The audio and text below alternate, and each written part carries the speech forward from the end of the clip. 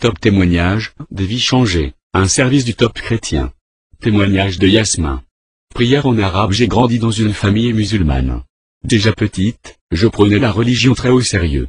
J'étais absolument certaine qu'il y avait un Dieu. Par contre, j'avais quand même l'impression que Dieu était très lointain quand je le priais. Prière en arabe. Dès ma plus tendre enfance, j'ai appris l'arabe et j'ai aussi appris des prières spécifiques en arabe. C'était ma grand-mère turque qui m'enseignait et m'apprenait l'arabe. En grandissant, j'avais aussi une insatisfaction en moi et la sensation qu'un énorme vide grandissait au plus profond de moi. À cause de cela, j'ai commencé à m'intéresser aux phénomènes occultes, et surtout à la parapsychologie. La danse du diable. Quand j'avais environ 6 ans, j'ai aussi vu un film fortement influencé dans mon âme d'enfant. Ce film s'appelait « La danse du diable ». À partir de là, j'ai eu régulièrement des crises d'angoisse. La nuit, je voyais des images horribles. Quand je fermais les yeux, je commençais à transpirer et j'étais paralysé de peur. Ça a continué jusqu'à mes 16 ans. Et cette peur n'a pas complètement disparu, mais elle s'est transformée en une peur de l'avenir. Comme ça ne s'améliorait pas, un docteur m'a prescrit des tranquillisants. Ça m'a transformé et m'a rendu très agressive. Chaque soir, il me fallait 4 ou 5 heures pour réussir à m'endormir.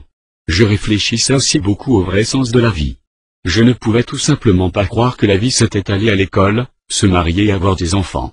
Au fond de moi, je me disais qu'il devait y avoir quelque chose d'autre, quelque chose qui pourrait satisfaire mon vide intérieur. Ça m'a vraiment touché vu de l'extérieur, ma vie avait l'air pas mal. J'avais tout ce qu'on pouvait espérer. J'avais encore mes 2 parents, j'avais un copain, un gars bien, et j'avais même beaucoup d'amis. Mais malgré ça, je n'étais toujours pas satisfaite. Alors, j'ai commencé à vider mon cœur devant Dieu. Je lui racontais simplement et sans détour comment je me sentais. J'ai aussi commencé à me demander qui était réellement Jésus. Comme je n'arrivais pas à trouver une réponse satisfaisante, j'ai commencé à demander à différentes personnes autour de moi. Mais je n'ai trouvé personne qui pouvait m'expliquer qui il était. C'est là que marchant dans la rue piétonne, je suis arrivé à une place où il y avait un culte en plein air. Là, il y avait quelques personnes qui allaient vers les gens et parlaient de Jésus. Alors, j'ai tout simplement compris au fond de moi que c'était ce qui me manquait. Ce que j'ai entendu sur Jésus m'a tellement touché que j'ai décidé, là, debout, sur cette place, de lui demander d'entrer dans ma vie. Je n'osais pas entrer dans une église. Ça a pris 6 mois, avant que j'ose entrer dans une église. J'avais peur de ce qui pourrait arriver si, moi, une musulmane, je décidais de devenir chrétienne. C'était un culte pour les jeunes que je suis allé. C'était complètement différent de ce à quoi je m'attendais et les gens priaient Dieu totalement différemment de ce que j'avais appris. Une des premières choses que je me suis dites c'était, soit il s'en fout, soit c'est moi qui l'ai. J'avais aussi peur qu'un de mes amis apprenne que j'étais là. Mais je n'avais pas cet amour qui émanait de ces gens-là. Là j'ai dit à Jésus, si tu existes vraiment, alors parle-moi aujourd'hui et fais quelque chose pour que je remarque que tu existes. Comme rien de spécial ne s'était passé, j'ai décidé de rentrer chez moi. C'est à ce moment-là qu'un garçon est venu vers moi et m'a dit qu'il sentait qu'il avait quelque chose de la part de Dieu pour moi, et il m'a demandé s'il pouvait prier pour moi. Bon, ben d'accord, je me suis dit. J'ai éclaté en sanglots, quand il a posé sa main sur moi et qu'il a commencé à prier, une force super puissante m'a traversé et j'ai senti un énorme amour. C'était comme si Dieu lui-même me prenait dans ses bras. J'étais complètement bouleversé, et mes genoux ont commencé à trembler. Après, le garçon a dit des choses très précises, qui correspondaient exactement à ma vie. J'ai éclaté en pleurs. C'était comme si toutes mes peines sortaient en sanglots, après toutes ces années d'inquiétude.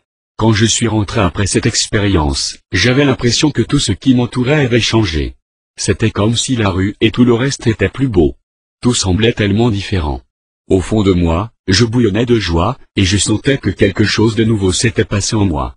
Cette peur qui avait été ma compagne au perpétuel, était elle aussi partie. Maman, Jésus est vivant.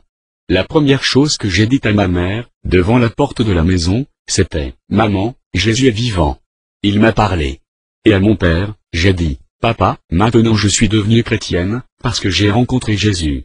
Et quand j'étais avec mes amis, je parlais de Jésus la plupart du temps. Il se demandait ce qui m'était arrivé et mon copain a pleuré.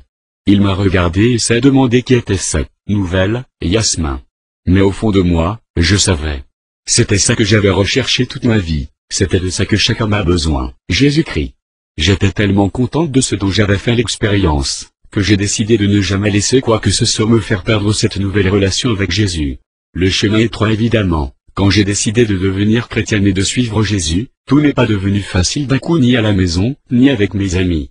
J'ai encore vécu pas mal de trucs depuis, mais j'ai aussi fait l'expérience que Dieu m'a aidé vraiment concrètement. Il y a un chemin étroit et un chemin large. Le défi pour nous, maintenant, c'est de choisir le chemin étroit, c'est-à-dire le chemin de Dieu. Yasmin.